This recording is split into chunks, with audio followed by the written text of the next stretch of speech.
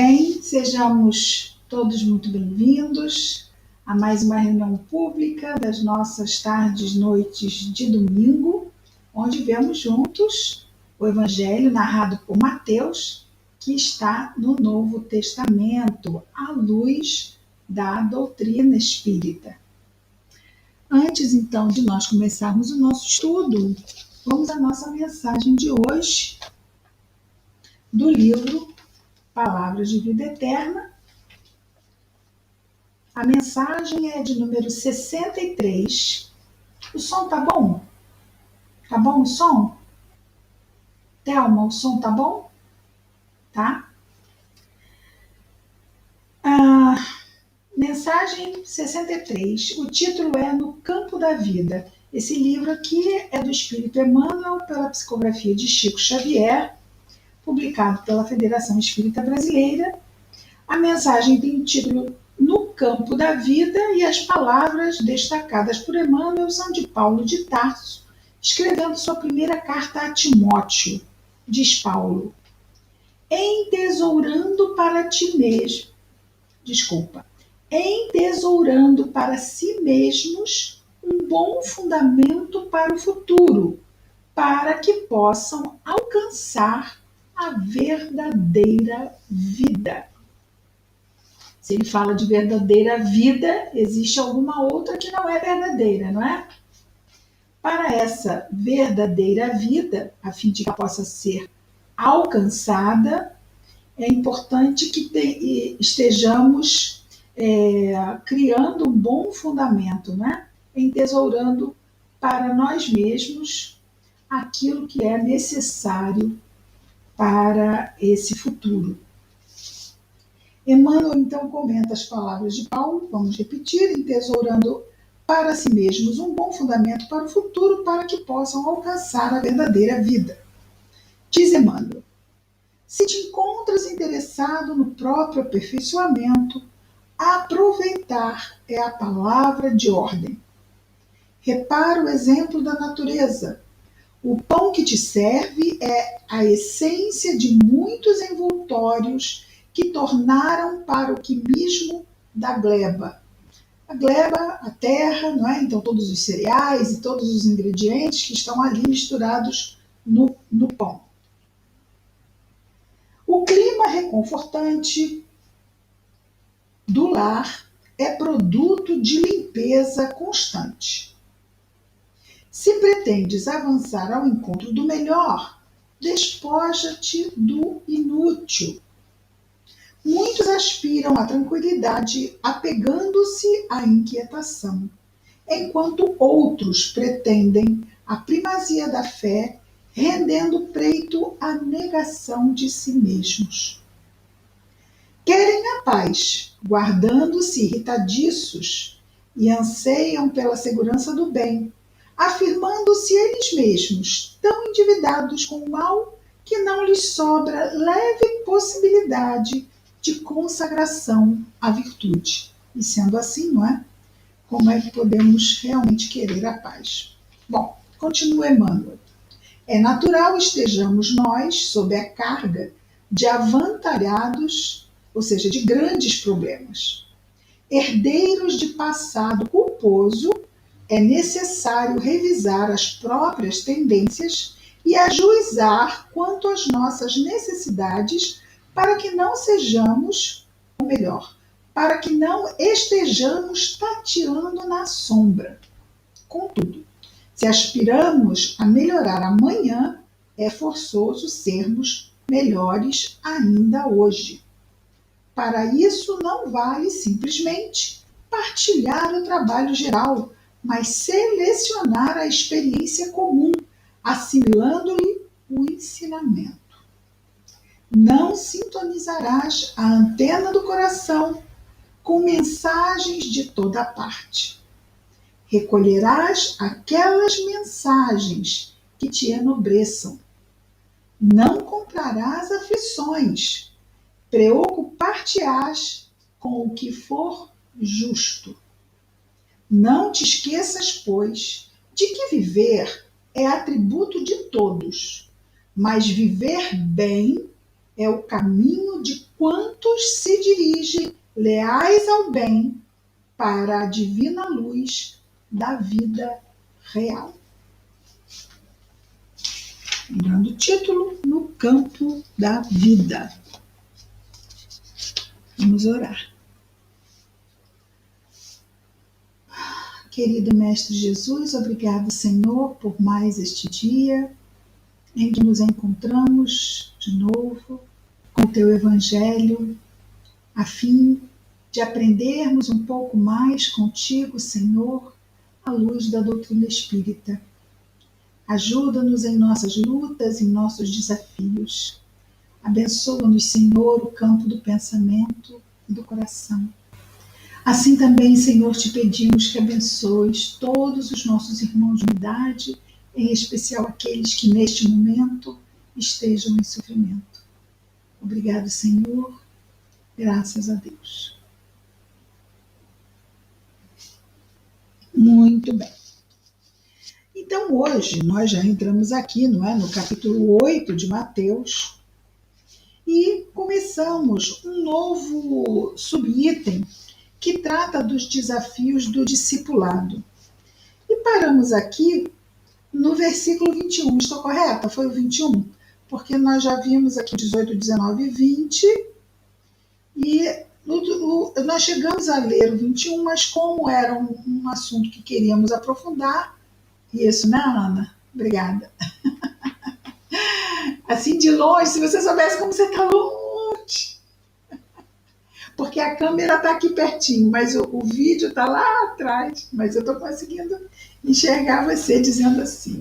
Muito bem, obrigada. Muito bem. Então, nós vamos ver hoje a partir do versículo 21 do capítulo 8. Então, nós temos assim. Outro dos seus discípulos lhe disse. Então, não foi um dos apóstolos, ok? Foi um dos discípulos. Senhor, permite-me ir primeiro enterrar meu pai. E Jesus, vejamos aqui, que não foi um pedido comum.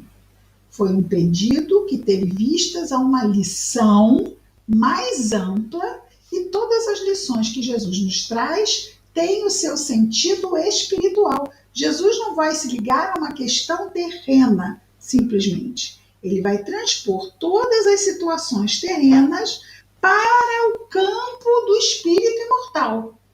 Isso sempre. Então, ele responde àquele discípulo que disse a ele que o pediu, não é, que permitisse a ele ir primeiro enterrar o seu pai. Jesus respondeu dizendo: segue-me e deixa que os mortos enterrem seus próprios mortos. Vejamos então que aqui Jesus trata de dois tipos de mortos, concordam? São dois tipos de mortos. Deixa aos mortos os cuidados de enterrar seus mortos. Então nós temos os mortos tipo 1, os mortos tipo 1 e temos os mortos tipo 2. Deixai os mortos enterrar seus mortos. Os primeiros mortos, então, são mortos encarnados, porque são os mortos que vão enterrar os corpos dos desencarnados. A gente até poderia começar pelo morto tipo 2, que é o morto mais fácil de ser identificado, né? É o falecido. Faleceu, ficou o quê? O corpo. O corpo que vai retornar à natureza. A natureza nos cede os elementos para formar este corpo de carne, que é temporário, que envelhece, que se deteriora, é muito frágil e vai ser devolvido à natureza ao final da encarnação. Simples assim. Nós desencarnamos, o nosso espírito volta ao mundo espiritual e o corpo material que nos serviu de vestimenta durante a encarnação vai ser devolvido à natureza. Então, esse é o morto tipo 2. É o desencarno, vamos dizer assim, os despojos físicos do desencarnado.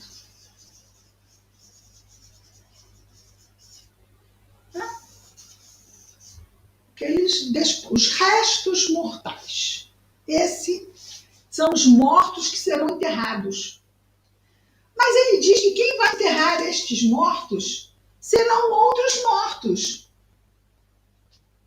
Mas esses mortos são mortos no sentido espiritual. Mas quer dizer o quê? Que eles não são espíritos, eles não têm vida? Nada disso. Espiritual. Nós já ouvimos falar daquele termo assim, fulano morreu para mim. Já ouvimos falar?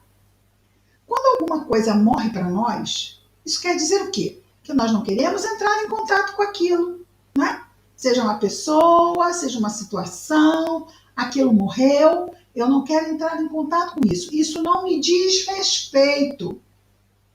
E quando nós estamos encarnados, indiferentes à nossa vida espiritual, estamos mortos tipo 1. Estamos, simbolicamente, Jesus coloca aqui, na situação de mortos, num desinteresse pela vida espiritual. Há apenas um interesse pela vida material. Por isso é que esse morto tipo 2 é simplesmente um resto mortal, não é?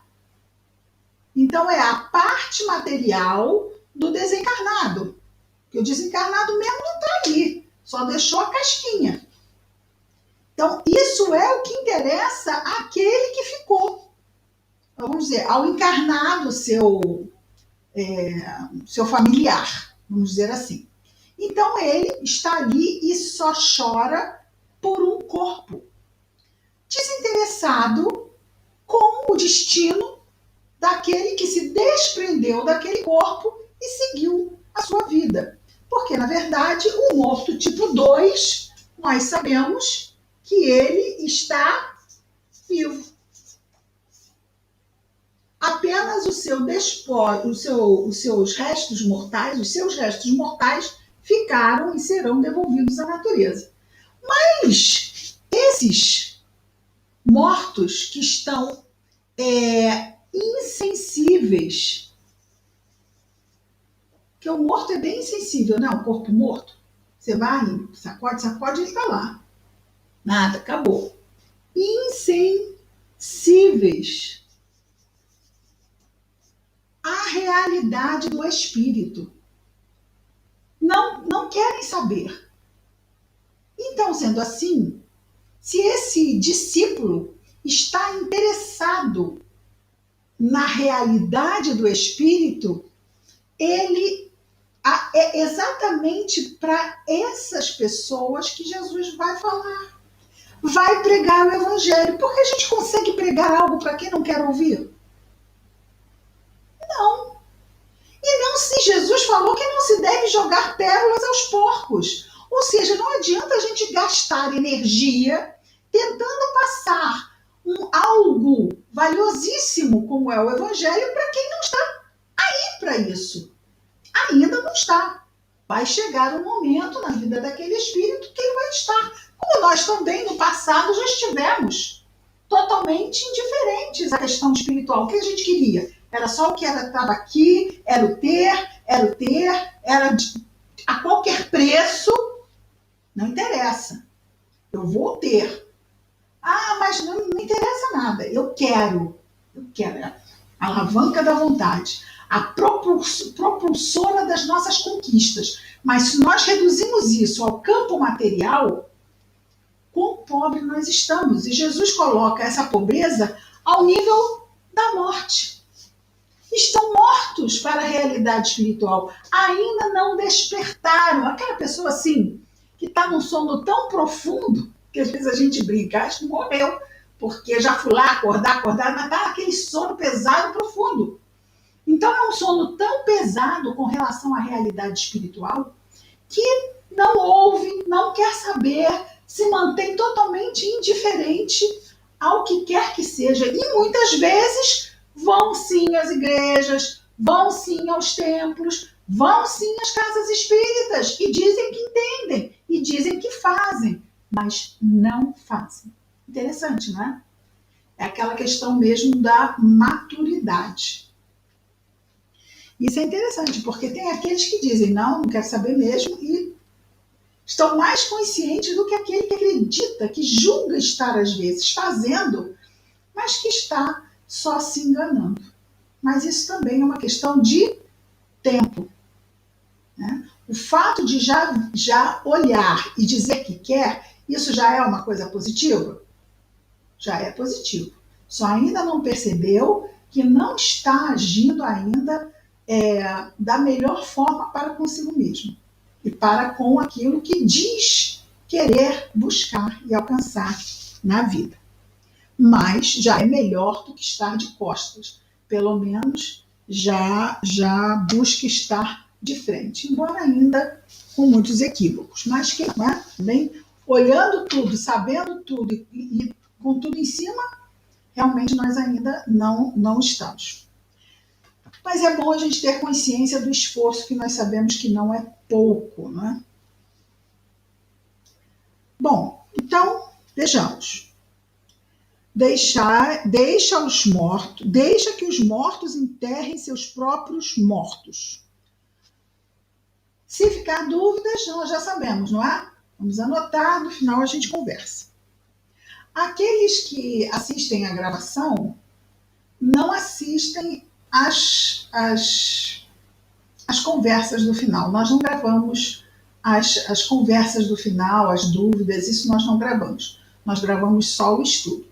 Quem quiser participar dessa última parte, vai ter que estar aqui online conosco. Né? Porque é uma parte mais pessoal de cada um, né? Das suas próprias dúvidas. Então é isso. Então continuemos aqui. Agora vamos passar para uma parte bastante interessante. Eu fico até sem graça de dizer isso. Qual é a parte que não é bastante interessante, né? Jesus está aqui na região do lago de Genezaré, né? Do lago do Mar da Galileia. Após entrar no barco, já no versículo 23, vamos falar agora sobre a tempestade acalmada. Após entrar no barco, seus discípulos o seguiram. E eis que uma grande tempestade ocorreu no mar, ao ponto de o barco ser coberto pelas ondas, o que é bastante interessante, né? Estava tudo bem, tudo calmo. Aí Jesus fala assim, bom, vamos começar mais uma lição, porque a tarde está muito paradona, e vamos promover uma boa lição. Ele entra no barco, quando eles entram no barco, começa uma tempestade. Ondas enormes cobrindo o barco. E o que Jesus vai fazer? Ele, porém, dormia. Jesus foi dormir, a tempestade lá, barco para cá, barco para lá, água para cima, água para baixo. Porque a onda cobriu o barco, mas a gente sabe que quando isso acontece, a onda cai em cima do convés, né? Fica tudo molhado, gente caindo para um lado, caindo para o outro. E a gente fica imaginando no meio desse caos. Jesus dormia. Aproximando-se, o despertaram. Com muito jeitinho, a gente imagina, né? Um montão de homens grandes, desesperados, despertando Jesus. Dizendo, Senhor, salva-nos, estamos perecendo, estamos morrendo. Ele lhes diz, por que estáis temerosos, homens de pouca fé? Então, levantando-se, repreendeu os ventos e o mar, e houve grande calmaria. E maravilharam-se os homens, dizendo, que tipo de homem é este que tanto os ventos quanto o mar lhe obedecem? Bom, vamos passar aqui para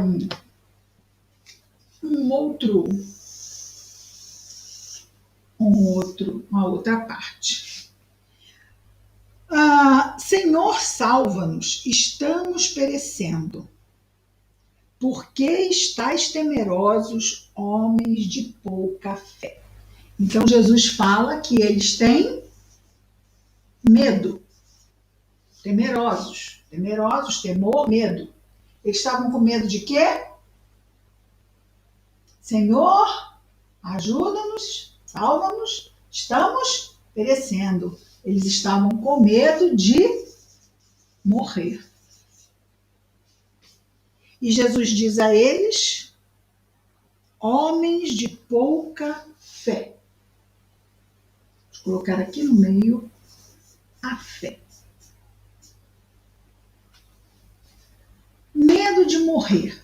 Ora, nós dissemos há pouco aqui que Jesus era extremamente objetivo em tratar das questões espirituais, correto? Deixai os mortos o cuidado de enterrar seus mortos. Jesus falava do reino dos céus, Jesus falava do reino de Deus, falava de que nas bem-aventuranças tudo que é sofrido vai ser recompensado no futuro, com o reino de Deus, com o reino dos céus.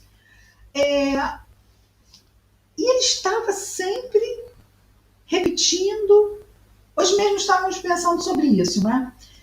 Se nós pegarmos essas lições, Jesus ficou 3 anos subindo, descendo, pregando. Várias vezes ele pregava sobre os mesmos temas. Não é? Claro, ele tinha que falar dos temas principais do Evangelho. Então, o reino de Deus, ou o reino dos céus, que é o cerne, o ponto-chave que ele quer mostrar para nós, porque ele quer mostrar para nós como alcançar isto, como progredirmos, como nos superarmos, como desenvolvermos as nossas virtudes. Para quê? Para esse estado de plenitude. Ele quer que nós venhamos ser um agente facilitador desse processo de progresso. Por quê? Porque, vamos dizer assim, nós precisamos. Ele veio como pastor para nos guiar. No entanto, embora ele falasse, hoje já ainda é difícil. Há 2000 anos atrás, por mais que fossem apóstolos que ainda privavam de ensinamentos mais profundos, só ali com Jesus, mas também dos discípulos, lembremos que esta lição não foi com o povo. Ele não está tratando com esta lição aqui com o povo. Porque ao povo se entende que não teriam, o povo não teria condições de entender o que aqueles discípulos já tinham, vocês concordam? Aqueles discípulos e os apóstolos estavam acompanhando Jesus muito de perto, ouviam, reouviam, ouviam de novo, quando ele chegava numa nova localidade, ia de novo pregar, e eles de noite juntos, trocando, conversando. Então eles tinham muito mais recursos de informação do que o povo. Isto não aconteceu com o povo. Isto aconteceu com os discípulos. E, no entanto, mesmo privando da intimidade de Jesus, eles, no barco com Jesus, eles tiveram medo de morrer. Eles tiveram medo de morrer por causa do quê? Do instinto. Mas o instinto que é natural, não é? O instinto ele vem da nossa base espiritual ou animal? Espiritual ou animal? Aqui, né? O instinto vem daqui, da base animal. Na medida em que nos espiritualizamos, menos vamos tendo ligação com os instintos. Vamos tendo ligação com um novo tipo de entendimento da realidade. Se eu sei que a morte não existe, ter medo da morte é um contrassenso, não é? Eu tenho medo de quê? Mas tenho medo de quê? Lembrando de Sócrates, não é? Sócrates, antes de Jesus, que foi condenado à morte, inocente, e que disse que poderia matá-lo, mas só mataria um corpo. Sócrates não teve medo da morte. não teve medo, principalmente porque a sua consciência estava tranquila. Então ele sabia que a morte chegando a ele estaria bem. Nada o perturbava, porque realmente a morte é um problema quando nós não temos a nossa consciência tranquila. A morte nos causa terror. São dois pontos que podem nos problematizar com relação à morte. Um é a consciência pesada e o outro é o apego. Então, são dois pontos que nós precisamos trabalhar para desencarnar bem. Ninguém vai sair procurando a morte, porque às vezes as pessoas pensam que, você está falando assim, fica parecendo, né? Está querendo morrer. É interessante como que nós vamos deturpando as coisas. Não é nada disso. Simplesmente um entendimento de que, até porque não adianta não querer morrer. Adianta? Vai chegar um dia que a gente vai. Um dia a gente vai. Então não adianta a gente pensar que isso não vai acontecer, porque isso pode acontecer com uma criança. É uma mente, né? Um pensamento infantil. No pensamento infantil, eu posso fantasiar. Eu posso fantasiar que nunca ninguém, nem eu vou morrer, nem ninguém que eu amo vai morrer. Só que quando isso acontece, é um tsunami. Como que fulano morreu? Fulano morreu porque estava vivo, né? Basta isso para morrer. Mas quando acontecem as coisas, é como se as coisas não pudessem acontecer. Como assim eu vou morrer? Não, eu não posso morrer. Nós podemos, não podemos. Isso não quer dizer que a gente não vá buscar tratamentos de primeira geração. Vamos buscar todos os subsídios que estão ao nosso alcance para nos tratarmos. Mas sem negar essa possibilidade, que a desencarnação pode vir tanto para quem está doente como para quem está muito bem obrigado. Né? Pode cair qualquer coisa na nossa cabeça na rua e a gente morrer. Tropeçou numa pedrinha, caiu com a cabeça naquela quinazinha, pum. Tem pessoas que morrem assim de madura, né? Cai, você diz assim, mas como assim? Só tropeçou, caiu, mas caiu com um jeito na cabeça que bateu ali. Se tivesse batido 1 centímetro a mais, e às vezes essa coisa do centímetro, né? Tem pessoas que são salvas, se tivesse ido 1 centímetro a mais para cá, tinha morrido. Né? Se tivesse tido 1 centímetro mais para cá, tinha vivido. Quem é que decide isso?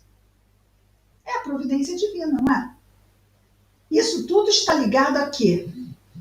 Ao nosso planejamento reencarnatório. As coisas não estão jogadas no vento. Nós temos um planejamento reencarnatório, então a morte, a nossa morte, ela já está inserida dentro de um contexto. Diz no Livro dos Espíritos que os 2 momentos mais precisos do nosso planejamento reencarnatório é o momento do nascimento e o momento da desencarnação.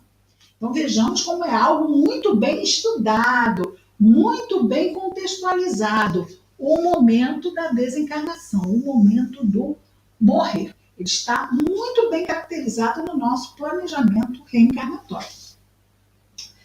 Bom, então eles ficaram com medo e Jesus destaca a falta de fé deles. Fé em quê? Ou fé, né? Fé em quê? Fé em quem, né? Por que estáis temerosos, homens de pouca fé? Só disse isso, não falou mais nada, se deu por satisfeito, como se ele dissesse, a lição acaba aqui. E a nota da turma não foi lá muito boa, creio eu, né? Ele levantou, parou a tempestade, ficou todo mundo... Mas peraí, ele já não tinha curado o leproso, e tudo que ele faz fica todo mundo... Falta de memória, né? Alimenta 5.000 com 5 pães e 2 peixes. Ora, que parar uma tempestade, dá vontade de dizer assim, até eu faço, se eu não consigo alimentar 5.000 com 5 pães e 2 peixes. Mas tudo que Jesus faz fica assim, como que ele pode? Gente, o que ele tem que fazer? Tem que matar um leão por dia. Não, não tem que matar, porque ele não mataria, né, nenhum leão. Mas de fazer coisas sempre assombrosas, eles nunca estavam realmente convencidos. Não colocavam realmente a sua fé.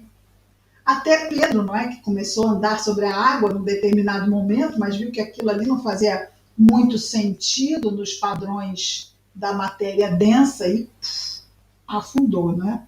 Então a nossa fé no Cristo é melhor do que era alguns séculos atrás? É melhor. Mas já é a fé que chega assim, próximo de um grão de mostarda? E vai estar muito longe do grão de mostarda ainda, né? Porque no grão de mostarda a gente vai mover montanha. Então, quer dizer, a gente ainda está com aquela fé assim, quase microscópica, né? Porque do tamanho de um grão de mostarda, que é desse tamanhozinho assim, dá para mover montanhas, mas tudo bem. Estamos naquele processo. A natureza não dá saltos. E por falar que a natureza não dá saltos, vamos entrar numa passagem aqui que é simplesmente instigantemente fantástica. Estão preparados? Podem o cinto, como é que se diz? Cinto de segurança. Os endemoniados gadarenos. Aqui está o Mar da Galileia. Vamos colocar aqui. Será que dá para enxergar melhor se eu botar para cá?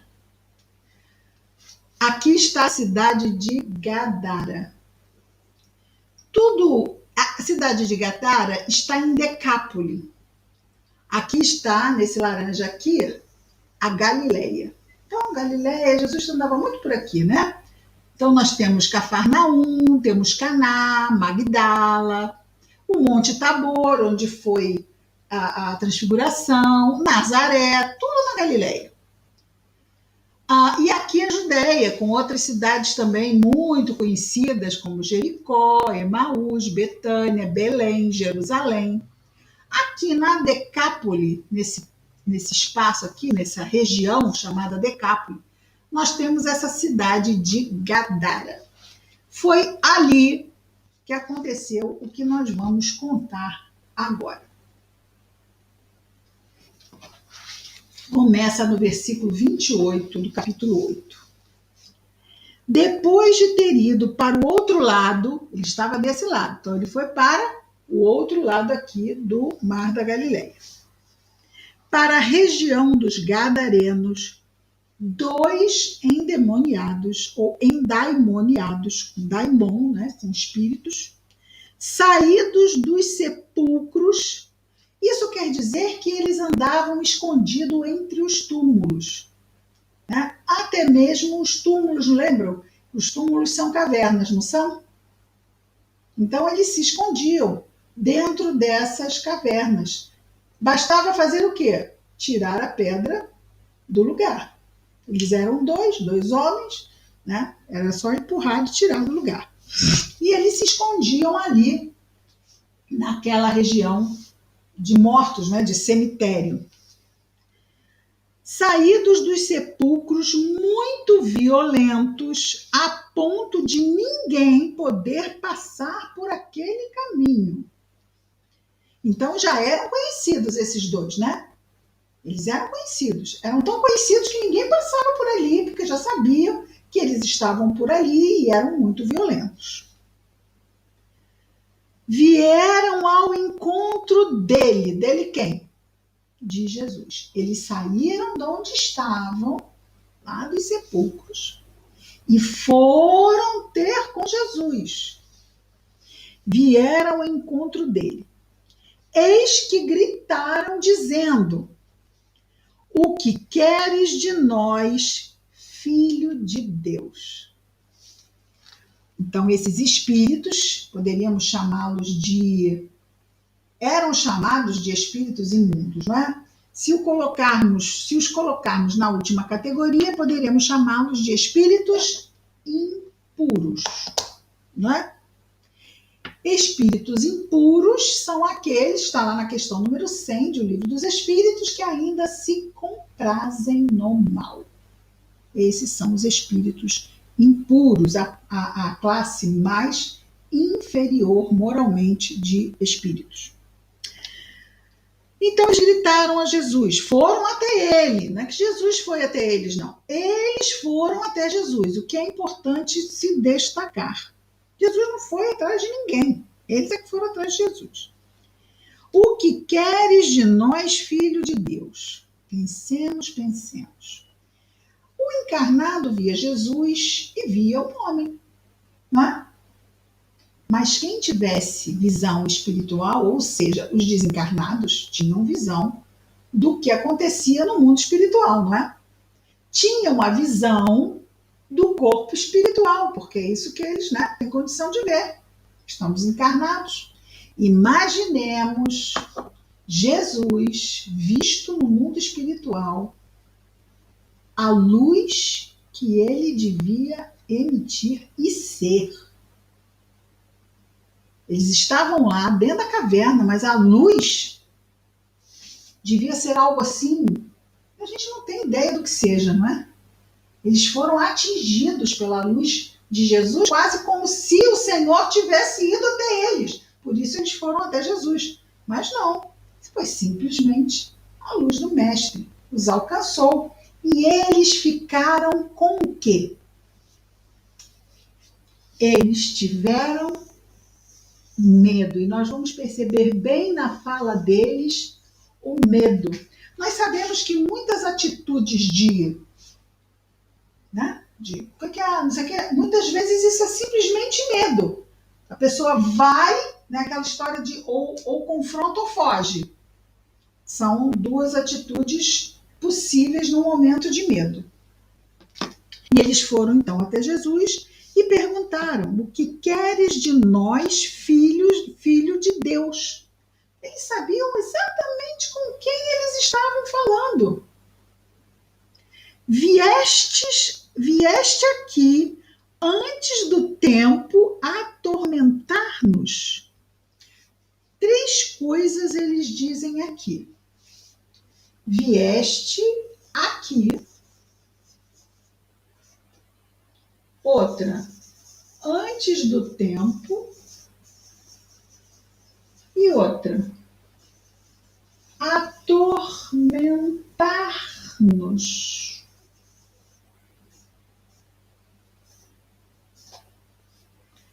Bom, o aqui poderia ter 2 entendimentos, porque nós não sabemos se os espíritos, porque veja bem, eram 2 encarnados que estavam tomados, controlados por uma obsessão muito, poderíamos até dizer uma subjugação, ou seja, eles controlavam os movimentos e a fala desses 2 encarnados e se manifestavam claramente através deles.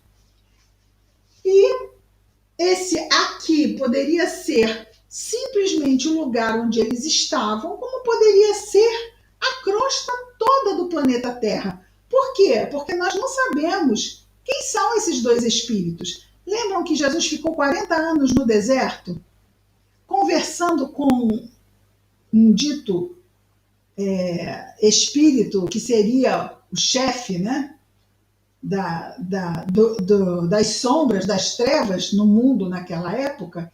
Nós não sabemos quem são esses 2 espíritos. Mas pela fala deles, que é curta, parece que eles têm algum não só entendimento, não só sabem como Jesus, quem Jesus é, como também sabem o que Jesus veio fazer. E questionam Jesus sobre o fato de Jesus estar ali antes do tempo. Olha que interessante. Está aqui antes do tempo. Até parece aquela história de ensinar o padre a rezar a missa, né? Até parece que um espírito pode dizer para Jesus qual é o tempo. Ah, Jesus realmente se enganou no tempo. Não se enganou no tempo. Só que esse tempo que Jesus veio à Terra há 2000 anos, esse não foi o tempo da mudança, da transformação. Esse foi o tempo da preparação para a mudança. Jesus veio e disse que os tempos estavam próximos. Próximos. Realmente não era o tempo, mas era importante que ele viesse antes do tempo. Porque sempre que vai acontecer alguma coisa, por exemplo, se nós vamos mudar, nós não vamos esperar o dia do caminhão de mudança parar na frente do prédio para começar a empacotar as coisas. Vamos? Uma mudança tem que ser planejada, tem que ser preparada, e era importante preparar a mudança que o planeta iria sofrer, que vai sofrer. Então Jesus veio há 2000 anos nessa preparação. Nesse momento ele veio trazer a segunda revelação, que foi o Evangelho. E ele disse que os tempos estavam próximos. 1860, mais ou menos, né? 1857 anos depois, é menos, né? Porque Jesus desencarnou em 33. Então vamos imaginar, ok, 1850, vamos arredondar. 1850 anos depois, nós tivemos a terceira revelação, que é a doutrina espírita. E aí os espíritos dizem o quê? Que os tempos são chegados. Já é um outro momento. Nós vamos ver isto em mensagens nos livros da codificação. Os tempos são chegados. E Jesus dizia que os tempos estavam próximos. Então mudou bastante. Se houve uma preparação com o Evangelho, houve um aprofundamento desse preparo com a doutrina espírita. E estamos nos valendo, inclusive, disso aqui nesse exato momento. Agora, isso foi há 160 anos atrás. Já eram chegados. Mas o nosso tempo e o tempo da espiritualidade não tanto que são chegados, e já passou 160 anos, vamos pensar, né? Há 2000 anos estão próximos. 2000 anos estão próximos. Depois de 1850 é que começou a estar chegado. Então, o tempo ele não corre exatamente. Isso quer dizer, às vezes nós vemos assim, pessoas dizendo, nós já estamos no mundo de regeneração. Vocês acham que estamos?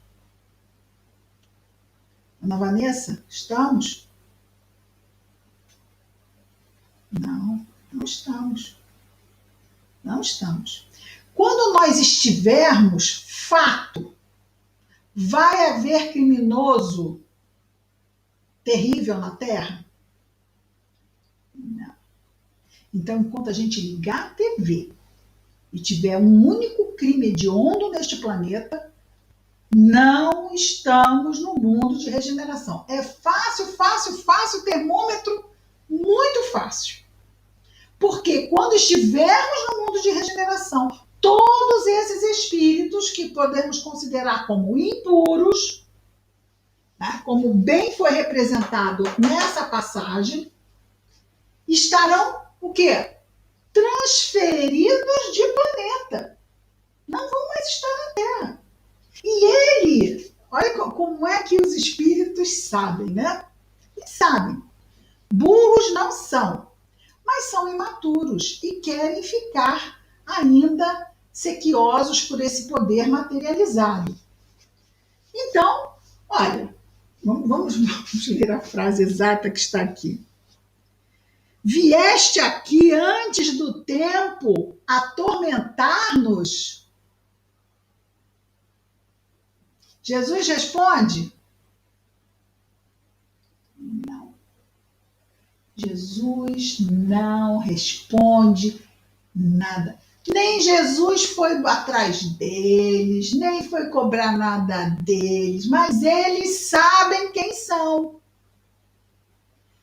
Nós sabemos o que é certo e o que é errado, e os espíritos impuros sabem o que é certo e o que é errado. e sabem que escolhem o errado porque querem, certo?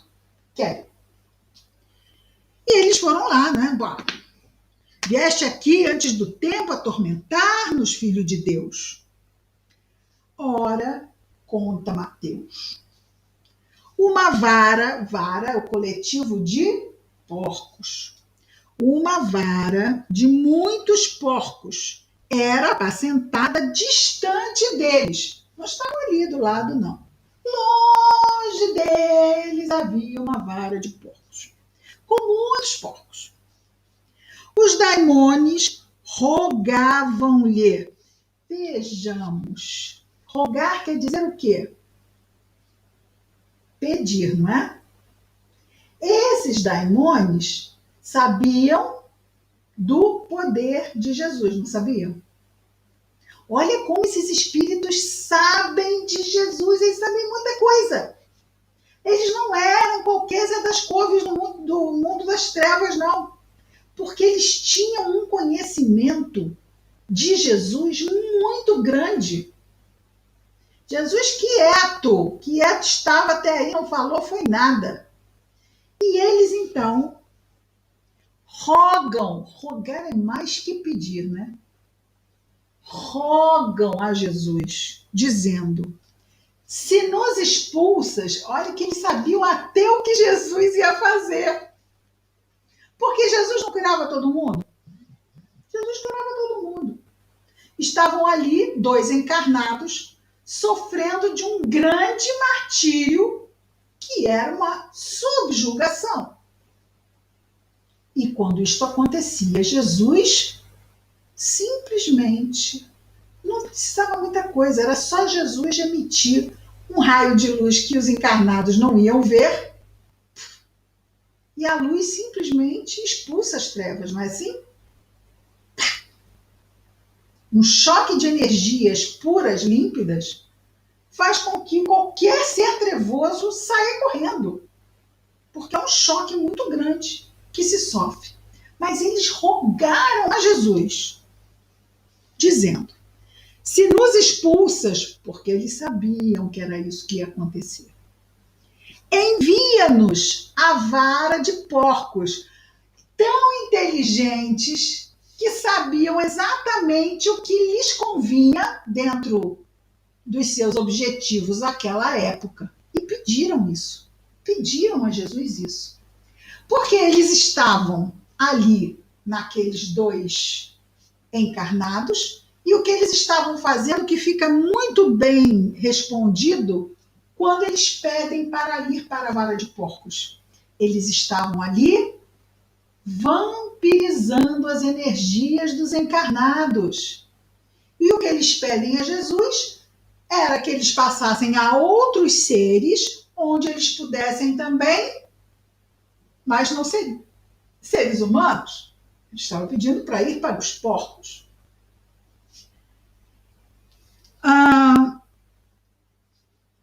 E então Jesus disse, de tudo isso que aconteceu, Jesus diz apenas uma única palavra. E essa única palavra que ele diz é uma palavra de consentimento.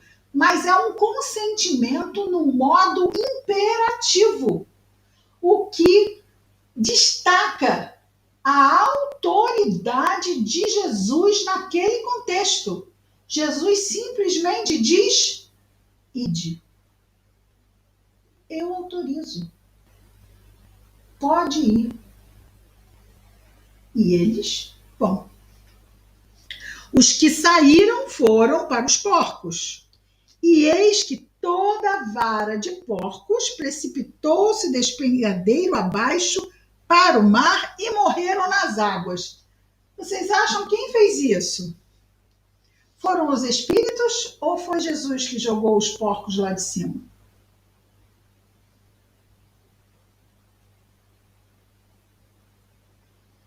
Foi Jesus ou foram os dois espíritos? Quem acha que foi Jesus?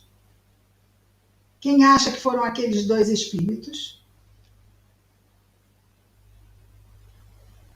Por que os dois espíritos jogariam os porcos lá embaixo? Eles só queriam os porcos, não é?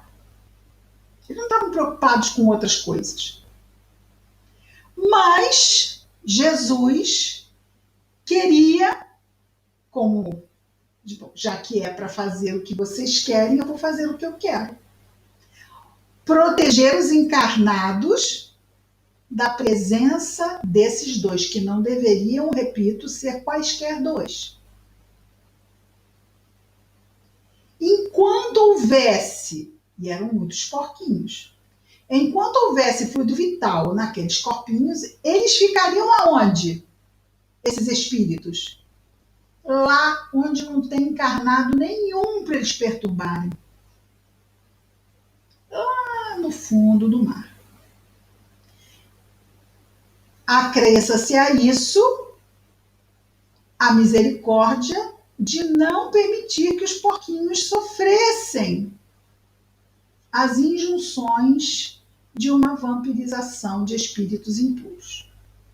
Então aí também estava a misericórdia de Jesus para com os irmãozinhos, porquinhos, e estava a misericórdia de Jesus para com os encarnados daquela localidade, que não sofreriam durante um tempo a injunção da perturbação daqueles dois espíritos, e também estava principalmente, acredito eu, os dois espíritos que estavam sendo vampirizados, né? Teriam chance de se, porque estavam com uma ligação muito forte, não é? Com aqueles espíritos. Então, eles teriam tempo de se refazer e, quem sabe, até evitar que, ao acabar aquele período de vampirização dos porcos, ao voltar, eles estivessem mais fortalecidos, quem sabe, até para... Porque Jesus os curou. Jesus os curou da obsessão. Mas toda vez que Jesus curava, ele dizia: vai, não peques mais, para que coisa pior não te aconteça. Porque com relação à obsessão, Jesus disse que quando ele afastava, era por um tempo, mas que era preciso cuidar da casa, porque senão aqueles que saíram voltariam e trariam mais, e maior seria a ruína daquela casa. Isso é muito importante, essa orientação de Jesus com relação à obsessão. Ainda não apareceu aqui, mas nós vamos chegar lá no decorrer do nosso estudo.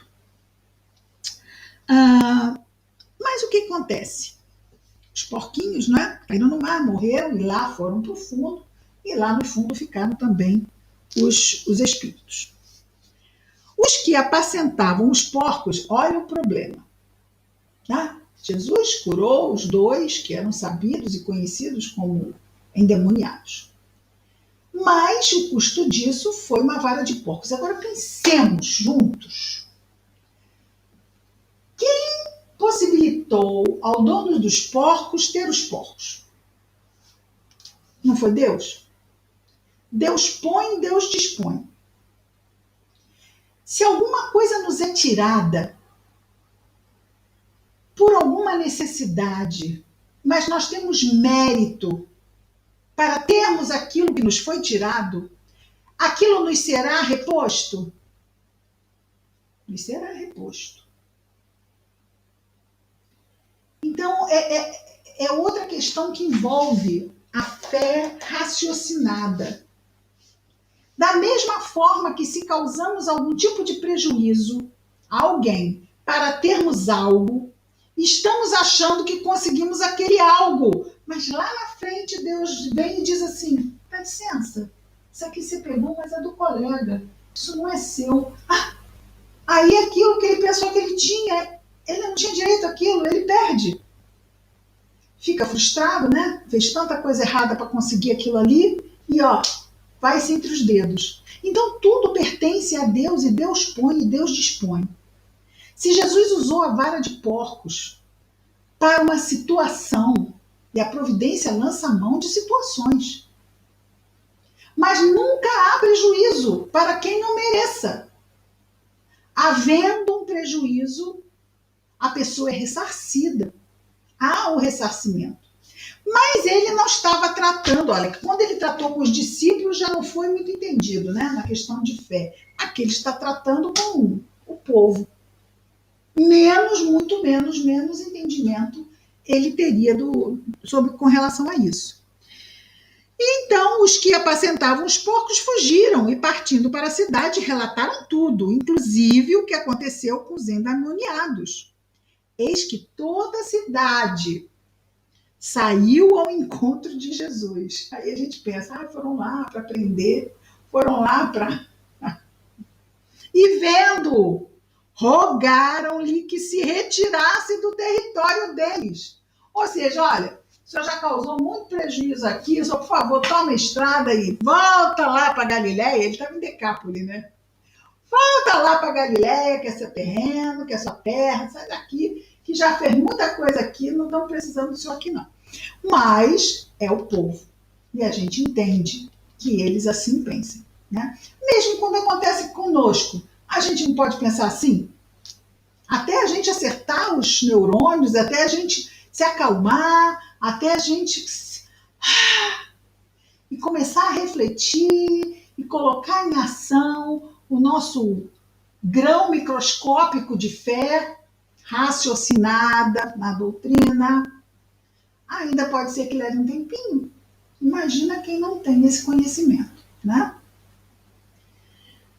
Foi bom, não foi? Incrível. Muito bacana.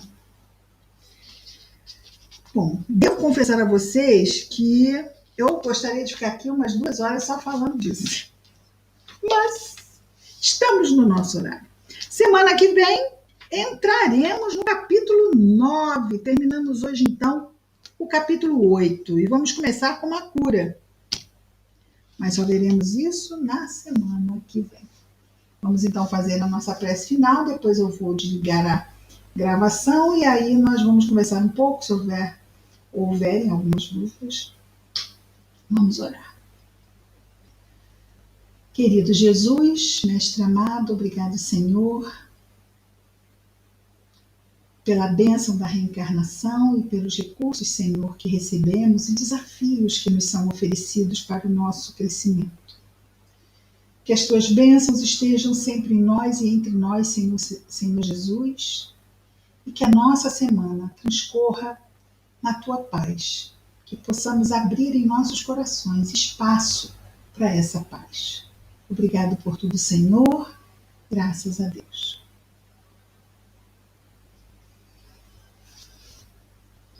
Muito bem. Vamos então agora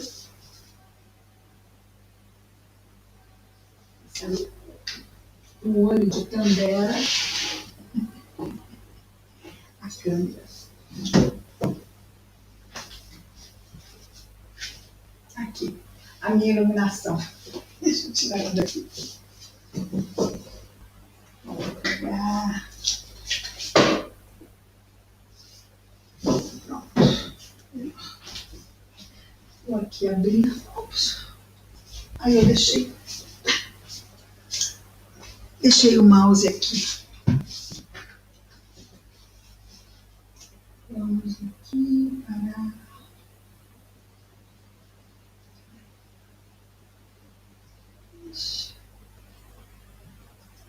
Vocês estão me ouvindo? Vocês congelaram. Mas estão me ouvindo, tá? Tá bom. Vamos lá. Abrir aqui. Abrir o microfone. Alguém quer tentar falar?